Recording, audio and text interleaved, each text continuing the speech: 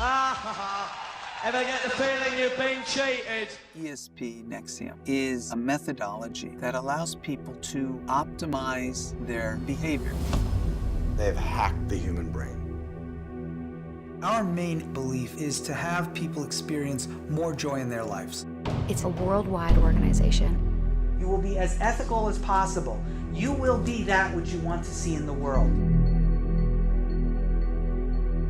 There's a lot of things about the organization that's just not right.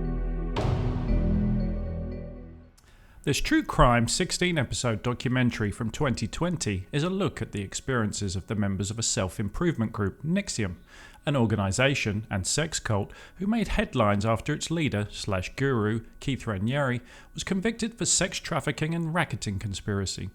It follows former members of the cult who come to terms with their complicity, and actress Catherine Oxenberg, who struggles to get her daughter out. This is a great insight into the mindset of the left-wing progressive elites in modern America, and for that reason I highly recommend watching this very revealing HBO series. This series is a brilliant microcosm of socialist collectivism, distilled and produced into a slick documentary. This generation of self-obsessed social media junkies have many flaws, but for the purpose of this documentary, the positive is everything is filmed and recorded in Instagram quality. Surprisingly, there's very little TDS on display here. There are references to the 2016 election, but they primarily stick to this creepy cult. One of the criticisms, though, is of toxic male leader and how he used arguments of fake news as a defense against criticism. Does that sound like anyone else? These cults always seem to follow the same path, whether it's the pseudo-Eastern yoga guru of Bikram or the Indian guru Bhagwan of Netflix's even better documentary Wild Wild Country. If you let it run its course to the logical conclusion, we get the Marxist-Leninist lunacy of Jim Jones and mass suicides. There is a loss of purpose for these rich, beautiful, mainly white privileged elites that are desperate for some sort of spirituality, just so long as it isn't Western or Christian. I don't think it was coincidence that every house featured seemed to have a statue of the Buddha.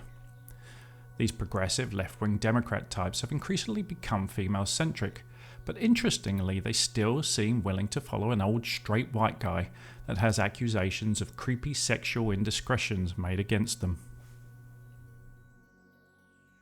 What's amazing is these people who were duped were not dumb or evil. As stated many times, nobody joins a cult. But you have to look for the signs.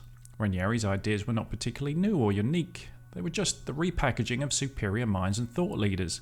A little bit of Ayn Rand, Kant, Rousseau, Nietzsche, Derrida, Foucault and Hegel mixed with the likes of David Miscavige and Charles Manson.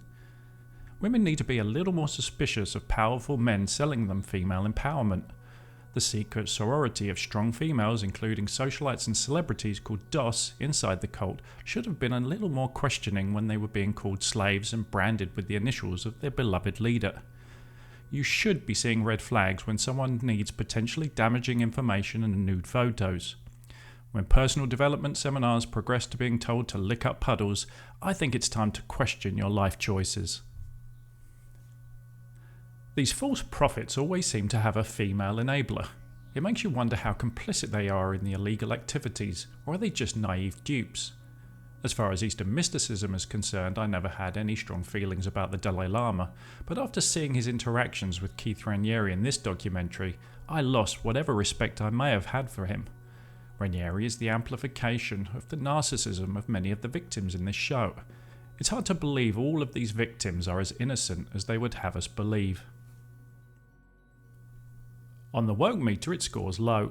The story itself is not told through the prism of woke, which on HBO in 2021 is an achievement in and of itself, but the people in this documentary are woke embodied. These are the woke class that sheepishly vote Democrat without ever considering what's behind the curtain. Woke males also seem to fall into two camps: the abusive wolf in sheep's clothing that call themselves allies, the fox in the henhouse if you will, or the beta males who stand by and even participate in the subjugation of the women. If there is such a thing as toxic masculinity, this is it. The scary thing is, where would he have gone if he wasn't stopped?